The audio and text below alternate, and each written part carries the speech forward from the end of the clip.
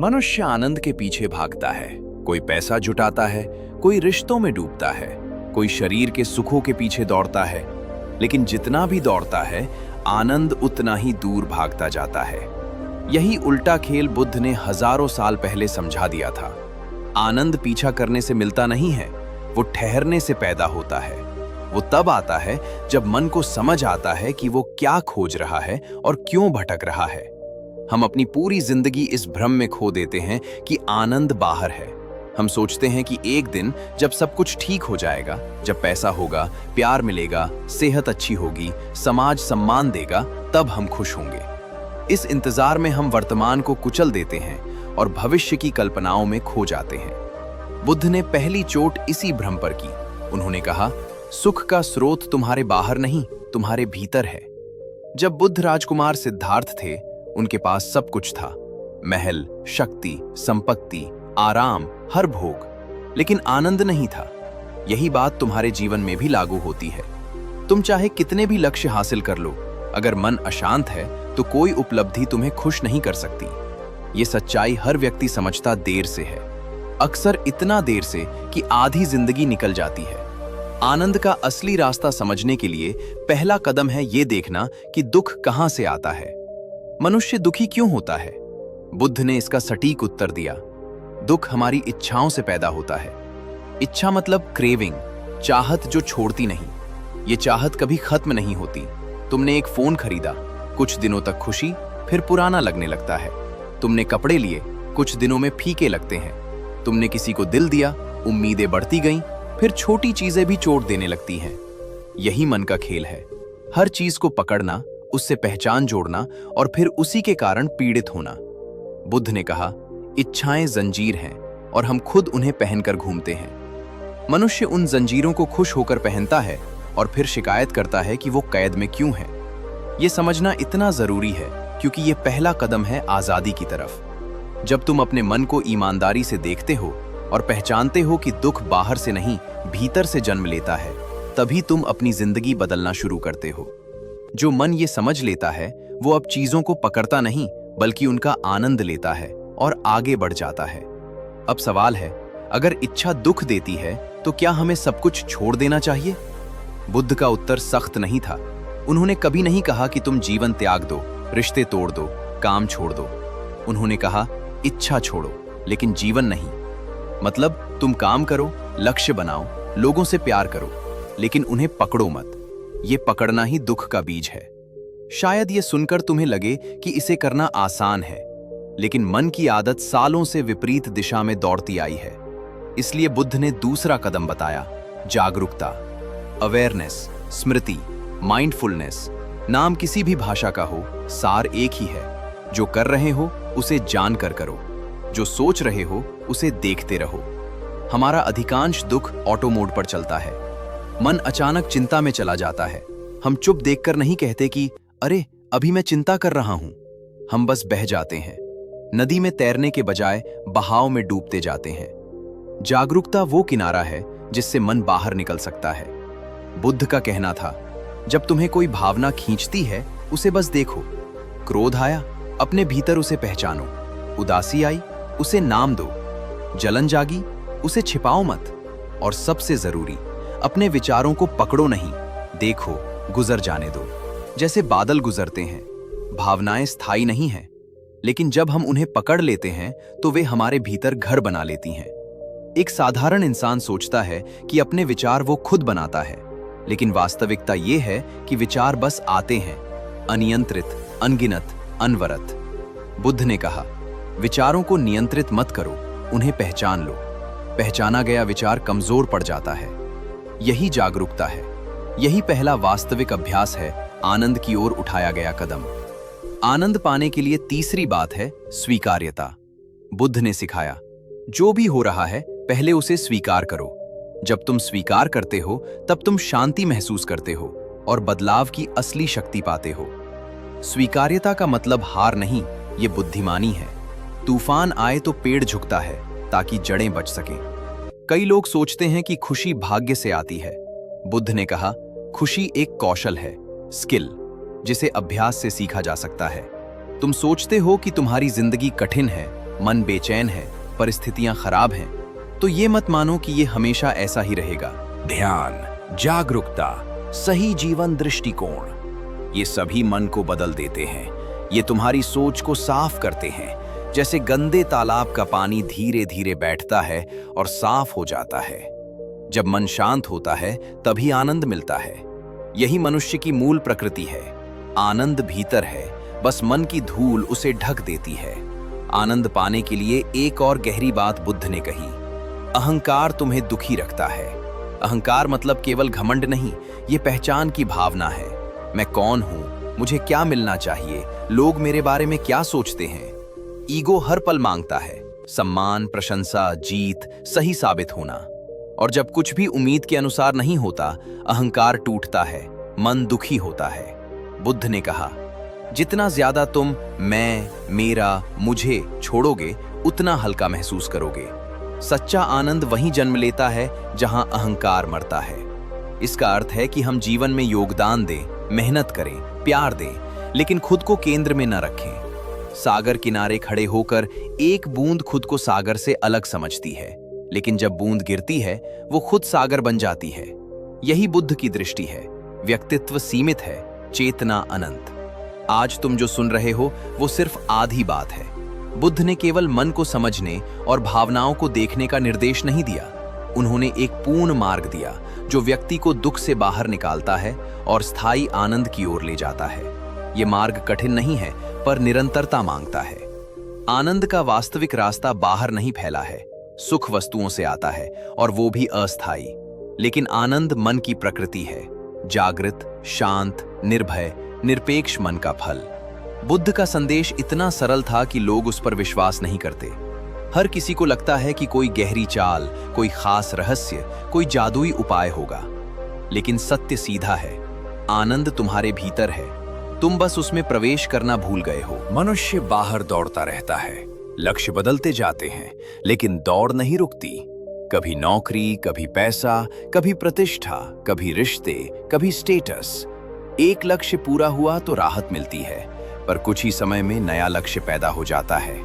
बुद्ध ने इस दौड़ को देखा और समझा कि ये अनंत है, और जब तक मनुष्य इसे समझ नहीं पाता तब तक वो थकता रहेगा, जलता रहेगा और इस भ्रम में खोया रहेगा कि मंजिल आगे है। असल में मंजिल बाहर नहीं है, मंजिल मन की अवस्था है। बुद्ध ने इस सत्य को बहुत धीरे धीरे पहचाना। उनके जीवन का सबसे बड़ा प्रयोग ये था कि उन्होंने हर दिशा में तलाश करके देख लिया। धन, शारीरिक सुख, कठोर तपस्या, ज्ञान, दर्शन, और अंत में उन्हें समझ आया कि कोई भी अतिशय रास्ता आनंद नहीं देता। न भोग में सुख है, न अत्यधिक त्याग में। आनंद मध्यम मार्ग में है, जहां व्यक्ति जीवन जिए पर जीवन को ढोए नहीं, जहां वो सांस ले पर सांसों में उलझे नहीं। जब तुम अपने भीतर ध्यान से देखो तो पाओगे कि हमारे भीतर लगातार दो आवाजें चलती रहती हैं। एक आवाज हमें शांत रखती है, देखने देती है। ये आवाज है समझ की, निरीक्षण की, जागरूकता की। दूसरी आवाज शोर करती है, ये चाहती है कि कुछ बदले, कुछ मिले, कोई मान्यता आए, कोई डर भागे। ये आवाज है मन की बेचैनी जो कभी संतुष्ट नहीं होती। बुद्ध ने यही कहा, तुम्हारे दुख का कारण बाहर नहीं, तुम्हारे अपने मन की ये बेचैनी है। ये बेचैनी तुम्हारी असली ताकत को सोख लेती है। तुम काम करते हो पर मन अगली चिंता में भागता है। तुम खा रहे हो लेकिन सोच रहे हो कि अगला कदम क्या होगा। तुम किसी से बात कर रहे हो लेकिन मन में दूसरा हिसाब किताब चल रहा होता है। और यही मानसिक विभाजन आनंद को मार देता है। मन एक जगह टिकता नहीं, और जहां मन उपस्थित नहीं है वहां आनंद पैदा ही नहीं हो सकता। आनंद के लिए सबसे जरूरी बात है मन की उपस्थिति, वर्तमान में जीना। यह सुनने में आसान है पर व्यवहार में सबसे कठिन, क्योंकि मन को आदत है भटकने की। वो भविष्य के ख्वाब और डर बुनता रहता है या अतीत की गलतियों और यादों को दोहराता रहता है। बुद्ध ने कहा, जो व्यक्ति वर्तमान में जी सकता है वही सत्य में जीता है। जो वर्तमान में जीता है वही आनंद पा सकता है। अब सवाल है, कोई वर्तमान में कैसे रहे, मन को कैसे रोका जाए? बुद्ध ने कहा, मन को रोको मत, उसे जानो। जब तक तुम किसी चोरी को पकड़ नहीं पाते, चोरी रुकती नहीं। उसी तरह जब तक तुम मन की हर हरकत को देखते नहीं, वो भागता रहेगा। ध्यान और साक्षी भाव इसी समझ का अभ्यास है। जब तुम आंख बंद करते हो और बैठते हो, शुरू में मन पागल हो जाएगा, विचार तेजी से दौड़ेंगे।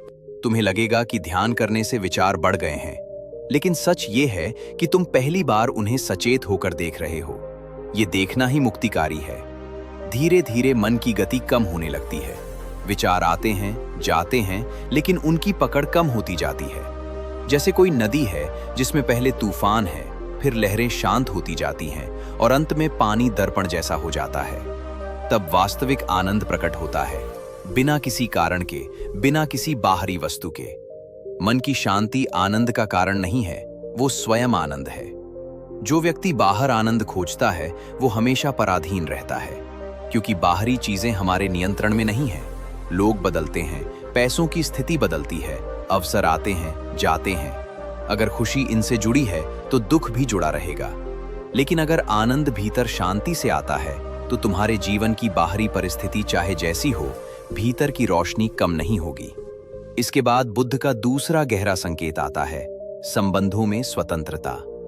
हम अक्सर रिश्तों को पकड़ लेते हैं, मालिकाना हक की तरह। हमें लगता है कि दूसरा व्यक्ति हमारी भावनाएं समझे, हमारे हिसाब से चले, हमारी उम्मीदें पूरी करे। जब ऐसा नहीं होता, हम दुखी हो जाते हैं। लेकिन बुद्ध ने समझाया कि प्यार पकड़ने से नहीं, देने से जन्म लेता है। आसक्त व्यक्ति प्रेमी नहीं होता, वो व्यापारी होता है। जो दूसरों से उम्मीद रखकर संबंध बनाता है, वो अनिवार्य रूप से पीड़ा पाएगा। जब रिश्तों में स्वीकार्यता आती है, सम्मान आता है और ये समझ आती है कि हर व्यक्ति अपनी राह पर है, तब भावनाओं में हल्कापन आता है। आनंद वहीं जन्म लेता है जहां दिल खुला हो और अपेक्षा की जंजीरें न हों। बुद्ध का तीसरा गहरा बिंदु है, साधारण जीवन को गहराई से जीना। हम सोचते हैं कि महान परिवर्तन मतलब महान कार्य, लेकिन बुद्ध ने कहा, तुम्हारे दिन के छोटे छोटे क्षण ही तुम्हारे जीवन की बुनियाद हैं। तुम कैसे खाते हो, कैसे चलते हो, कैसे बात करते हो, कैसे प्रतिक्रिया देते हो, यही तुम्हारी मानसिक अवस्था तय करते हैं। अगर तुम इन्हें मैकेनिकली करते हो, गुस्से में करते हो, तनाव में करते हो, तो मन भारी होता जाता है। लेकिन अगर तुम इन्हें जागरूकता से करते हो, हल्के मन से करते हो, प्रेम से करते हो, तो ये साधारण क्षण तुम्हें पोषण देते हैं। तुम्हारे भीतर आनंद की लहर पैदा होती है और फैलती है। इसलिए आनंद पाने का अर्थ ये नहीं कि तुम पहाड़ में चले जाओ। आनंद वहीं पाया जा सकता है जहां तुम अभी हो। बस नजर बदलनी है, दृष्टि जागृत करनी है और जीवन के प्रत्येक दिन में उपस्थिति लानी है। बुद्ध का चौथा बिंदु है, सेवा और करुणा। जब व्यक्ति अपने ऊपर से भार उतार लेता है, जब वो समझ जाता है कि हर इंसान अपने संघर्षों से लड़ रहा है, तब उसके भीतर करुणा पैदा होती है। करुणा कोई भावना नहीं है, ये मन की परिपक्व अवस्था है। जब तुम दूसरों को समझते हो, उन्हें स्वीकारते हो, उनके दुखों को देखते हो और जहां संभव हो थोड़ी सहायता करते हो, तब तुम्हारा मन हल्का होता है। स्वार्थ मन को संकुचित करता है, करुणा मन को विस्तृत करती है, और जितना मन विस्तृत होता है, आनंद उतना गहरा होता जाता है। यहाँ बुद्ध की शिक्षा का सार खुलता है। आनंद वह अवस्था है जिसमें मन स्पष्ट, सरल, विशाल और शांत हो। ये कुछ जोड़कर नहीं मिलता, बल्कि अनावश्यक को छोड़कर खिलता है। मनुष्य अक्सर ये सोचता है कि आनंद कोई उपलब्धि है, कुछ ऐसा जिसे हासिल किया जाता है, कमाया जाता है या जीता जाता है। लेकिन बुद्ध के अनुसार आनंद अर्जन नहीं है, ये अनावश्यक बोझ उतारने की क्रिया है। जिस क्षण तुम जीवन से, परिस्थितियों से और सबसे जरूरी खुद से संघर्ष करना छोड़ देते हो, उसी क्षण आनंद प्रकट होने लगता है। आनंद कोई आग नहीं जिसे जलाना है, वो तो हमेशा भीतर जलती है, बस राख हटानी है। हम रोज अपने भीतर कितनी राख जमा करते रहते हैं। तुलना की राख कि दूसरों के पास मुझसे ज्यादा है, महत्वाकांक्षा की राख कि अभी बहुत कुछ पाना है, पछतावे की राख कि पिछला कदम गलत था, चिंता की राख कि कल क्या होगा, और ये सब मिलकर मन को ढक देते हैं। यही कारण है कि जीवन में परिस्थिति जितनी भी अच्छी हो जाए, हमें संतोष नहीं मिलता। बुद्ध ने कहा, जिसे कम में संतोष है, उसके लिए संसार में असीमित आनंद मौजूद है। ये सुनकर बहुत लोग गलत अर्थ लगा लेते हैं, बुद्ध त्याग सिखाते हैं। पर बुद्ध का संदेश त्याग से पहले समझ है। जब कोई समझ जाता है कि ज्यादा पाने से ज्यादा आनंद नहीं आता, तब वो साधारण जीवन में जड़ें जमाकर खुश रह सकता है। अब बुद्ध का एक और गहरा संकेत आता है, दुख से भागो मत। ये एक ऐसा विचार है जिसे सामान्य मन स्वीकार नहीं कर पाता। हम दुख को दुश्मन समझते हैं और आनंद को पुरस्कार। लेकिन बुद्ध कहते हैं, दुख शिक्षक है और आनंद उसका परिणाम। जिस व्यक्ति ने दुख को देखा, समझा और ईमानदारी से स्वीकार किया, उसी व्यक्ति के भीतर आनंद फलता है। दुख को दमन किया, दबाया या नजरअंदाज किया तो वो और गहरा रूप ले लेता है। जैसे आग को चादर से ढककर बुझाना चाहो तो चादर भी जलने लगेगी। तो दुख से सीखो। भीतर जलन हो रही है, पूछो क्यों? ईर्ष्या क्यों उठ रही है? असुरक्षा क्यों जन्म ले रही है? डर क्यों उठ रहा है? ये प्रश्न तुम्हें जीवन के सतही हिस्से से हटाकर मूल तक ले जाते हैं। हर बार जब तुम दुख में उतरते हो और देखते हो वो टूटने लगता है, वो तुम्हें चोट देना छोड़ देता है क्योंकि तुम उसे पहचान लेते हो। यही ध्यान का असली अर्थ है, अंदर झांकना, खुद को समझना और फिर वही समझ तुम्हें जगाते हुए धीरे धीरे मुक्त करती है। जब मन साफ होने लगता है, व्यक्ति भीतर हल्कापन महसूस करता है और यही वो अवस्था है जहां बुद्ध की एक और शिक्षा खुलती है, कृतज्ञता। कृतज्ञता का अर्थ है जीवन में जो है उसे देखना, उसकी कदर करना और उसके प्रति नम्र होना। आधुनिक मनुष्य कमी पर ध्यान देता है, क्या नहीं है, क्या कम है, क्या बिगड़ा है। लेकिन जो व्यक्ति स्वयं को धन्यवाद की भावना में ढालता है, वो हर परिस्थिति में आनंद पाता है। सूर्य का उदय, हवा की ठंडक, एक शांत पल, साझा भोजन, एक प्यारी मुस्कान, ये जीवन के उपहार हैं। जो इन्हें देख पाता है वो गरीब होकर भी अमीर है और जो इन्हें नहीं देख पाता वो अमीरी में भी कंगाल है। बुद्ध ने ये भी कहा कि आनंद किसी एक पल में मिल जाने वाला खजाना नहीं, बल्कि हर दिन के छोटे छोटे अभ्यासों से उभरने वाली अवस्था है। ये आज थोड़ा प्रकट होगा, कल थोड़ा और धीरे धीरे व्यक्ति महसूस करेगा कि वो उसी जगह से आनंद पा रहा है जहां पहले वो तनाव महसूस करता था। यही परिवर्तन की जादू है। हालात वही, संसार वही, लोग वही, बस मन बदल गया और दुनिया तुरंत बदलती महसूस होती है। यहां आता है जीवन का एक और गहरा सत्य, बाहरी सफलता और भीतर का आनंद अलग चीजें हैं। बाहरी सफलता संघर्ष, कौशल और समय मांगती है। भीतर का आनंद समझ और सरलता। कोई व्यक्ति दुनिया जीत सकता है और फिर भी खाली महसूस कर सकता है। कोई निराश्रित साधु कुछ नहीं रखता और भीतर से प्रकाशमान होता है। फर्क धन में नहीं, चेतना में है। इसलिए बुद्ध का मार्ग मन को पहचानने का मार्ग है, न कि बाहरी भागदौड़ का। जब व्यक्ति इस यात्रा में आगे बढ़ता है, वे एक और स्तर देखता है, अनित्यत्व, इम्पर्मनेंस। इसका अर्थ है कि हर चीज बदलती है, शरीर, भावनाएं, जीवन के अध्याय, रिश्ते, भूमिकाएं, यहां तक कि विचार और विश्वास भी। जो इस सच को गहराई से समझता है, वो पकड़ना छोड़ देता है और पकड़ छोड़ने से ही व्यक्ति भीतर से हल्का होकर आनंद पाने लगता है। हमें दर्द इसलिए होता है क्योंकि हम चाहते हैं कि चीजें वही रहें और ब्रह्मांड उनकी परवाह नहीं करता, वो बदलता रहेगा। जो उस बदलाव के साथ बहता है वो आनंद के करीब पहुंचता है। अब इस सब के बीच एक सवाल आता है, क्या आनंद और सफलता एक साथ संभव है? बुद्ध का जवाब है हां, अगर तुम रास्ते को सही क्रम में समझो। पहले मन, फिर दुनिया। पहले भीतर की शांति, फिर बाहरी निर्माण। अगर व्यक्ति खालीपन को सफलता से भरना चाहता है तो वो कभी संतुष्ट नहीं होगा। लेकिन अगर उसके भीतर पहले ही आधार बना हुआ है, जागरूकता, संतोष, कृतज्ञता, तो सफलता भी आनंद का विस्तार बन जाती है, बोझ नहीं। आनंद का मार्ग कोई भागना नहीं, जीवन को पूरी तरह जीना है, बस सही दृष्टि के साथ। मनुष्य संसार को बदलने की कोशिश में व्यस्त है, जबकि बुद्ध कहते हैं पहले स्वयं को बदलिए। दुनिया खुद बदलती दिखाई देने लगेगी। ये परिवर्तन न तो कठोर है न जटिल, ये धीरे धीरे होता है। ये इंसान को भीतर से संवारता है। वो प्रतिक्रियाशील नहीं रहता, जागरूक हो जाता है। वो किताबों से नहीं, अनुभव से सीखने लगता है। वो हर व्यक्ति में अपने जैसे ही संघर्ष देखता है और करुणावान होता है। वो हर दिन में नई संभावना देखता है और आशावान होता है। यही परिपक्व मन का आनंद है, जो इतना समृद्ध है कि उसे बाहरी प्रमाण की जरूरत नहीं। और अंत में बुद्ध का सबसे गहरा संदेश यही है, तुम आनंद खोजते नहीं हो, तुम बनने लगते हो। ये कोई धार्मिक बात नहीं, ये मनोवैज्ञानिक और मानवीय सत्य है। जो जागता है वो सुख से नहीं, आनंद से जीता है।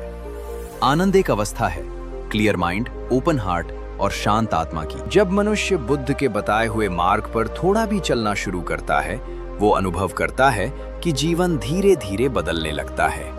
ये बदलाव अचानक नहीं आता, पर इतना स्वाभाविक रूप से होता है कि व्यक्ति खुद हैरान रह जाता है। उसके भीतर एक नई स्थिरता पैदा होने लगती है। भावनाएं आती जाती रहती हैं, लेकिन वो उनमें खोता नहीं। परिस्थितियां चुनौती देती हैं, पर वो टूटता नहीं। जीवन में कुछ मिलता है तो अच्छा, नहीं मिलता है तो भी वो अपने केंद्र से हटता नहीं। यही सच्चे आनंद के बीज हैं जो अंदर अंकुरित होते हैं। मनुष्य के भीतर सबसे बड़ा युद्ध उसके अपने विचारों से होता है।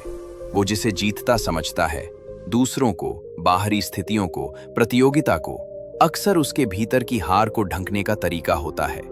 लेकिन जो व्यक्ति अपने भीतर के शोर को शांत कर लेता है, वो दुनिया की सबसे बड़ी विजय प्राप्त कर लेता है।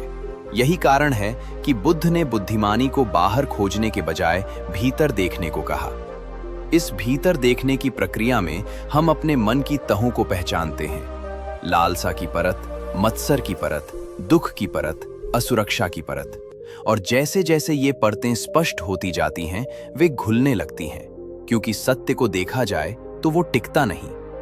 जब मनुष्य जीवन को ज्यों का त्यों स्वीकारना सीख लेता है, वो शिकायत करना छोड़ देता है। शिकायत वही करता है जो खुद को परिस्थितियों का शिकार मानता है। लेकिन जो व्यक्ति जाग जाग कर देखता है, वो महसूस करता है कि जीवन कोई दुश्मन नहीं है, न चुनौती न बाधा।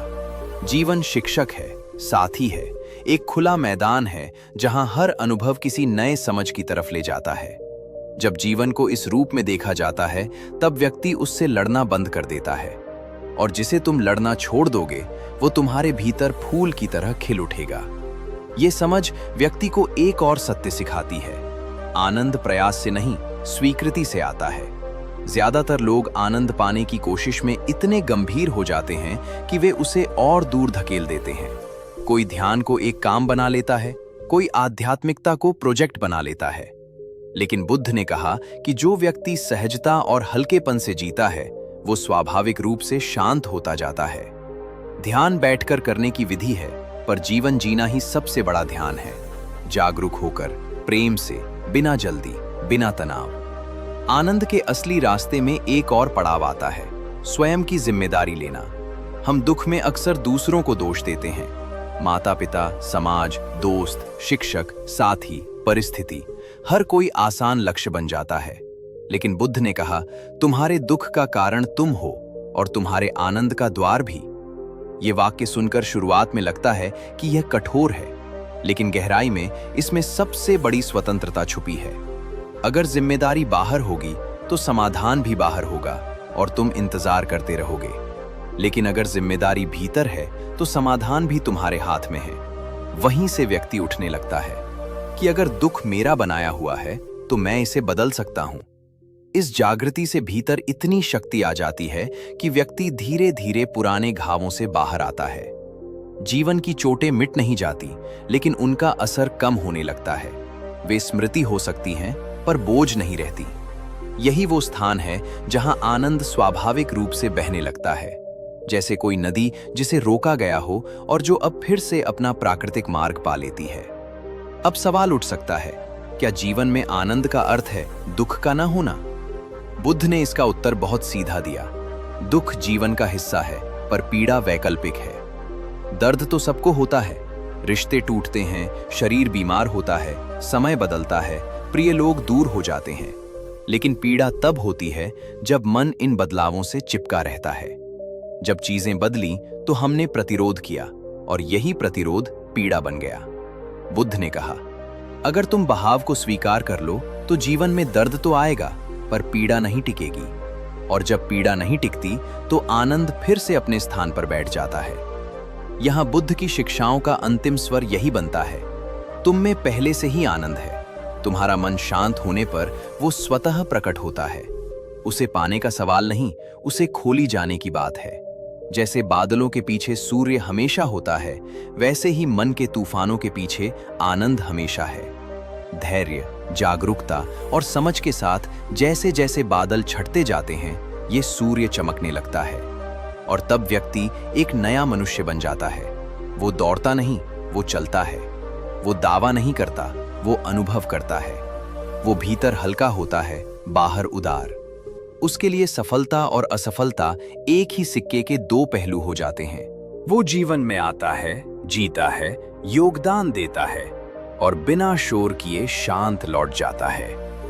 ये जीवन की वही अवस्था है जिसे बुद्ध ने निर्वाण कहा। दुनिया छोड़ना नहीं, दुनिया में जलते हुए दुख की आग को बुझा देना। अंत में यही कहा जा सकता है, आनंद बाहर नहीं छुपा है, वो तुम्हारे भीतर इंतजार कर रहा है। वो तुम्हारे थमने का इंतजार कर रहा है। वो तुम्हारे देखने का इंतजार कर रहा है। वो तुम्हारे स्वीकार करने का इंतजार कर रहा है। और जैसे ही तुम ये कर पाओगे, तुम पाओगे कि आनंद तुम्हारी मंजिल नहीं, तुम्हारा घर है। तुम कहीं जा नहीं रहे थे, तुम वहीं लौट रहे थे जहां से तुम आए थे, खुद के भीतर, अपने शांत, निर्मल, विशाल अस्तित्व की ओर। अगर ये बातें तुम्हारे मन को छू गई हों, तो कुछ पल आंखें बंद करो और अपने भीतर झांको, क्योंकि असली शांति किसी शब्द में नहीं, तुम्हारे मौन में छुपी है। याद रखो, जो खुद को जीत लेता है, उसे दुनिया में कोई नहीं हरा सकता। इस जीवन की दौड़ में कभी कभी रुककर सांस लेना भी जरूरी है, ताकि हम अपने भीतर के बुद्ध को सुन सकें। अगर ये यात्रा तुम्हें थोड़ी सी भी शांति दे गई हो, तो इस प्रकाश को दूसरों तक जरूर पहुंचाओ। मैं हूं ओल्ड एज विजडम, और हम हर हफ्ते ऐसी ही एक नई अनुभूति लेकर आते हैं। तो मिलते हैं अगले विचार में। तब तक शांत रहो, सजग रहो और अपने भीतर के प्रकाश को जीवित रखो।